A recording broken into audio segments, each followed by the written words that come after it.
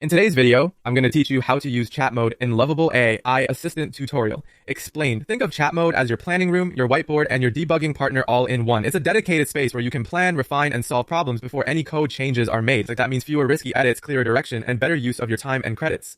Start by using chat mode for brainstorming and planning. Describe your app vision in plain language, including your goal, target users, and any constraints or must-have features. Ask the assistant to outline a strategy for a new feature, propose possible approaches, and highlight trade-offs. You can request a short roadmap with milestones, acceptance criteria, and test ideas. If you're unsure about architecture, ask for recommendations and why one approach might be more scalable or maintainable than another. The aim is to come away with a shared plan you feel confident about before you write or change a single line of code. When something breaks, switch to chat mode for debugging and troubleshooting. Provide a clear description of the issue, what you expected, what actually happened, and any relevant logs or file paths. Ask the assistant to investigate the logs, search the codebase, and analyze likely root causes.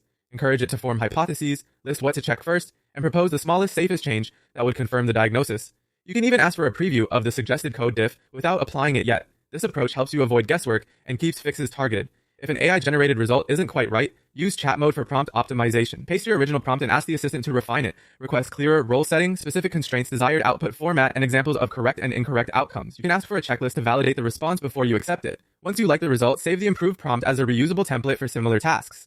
Finally, lean on chat mode for guided exploration. Ask how to integrate an API, understand unfamiliar parts of the code, or spot opportunities to improve structure and performance. Request a quick tour of key files, a dependency map, or pseudocode that explains a flow end-to-end.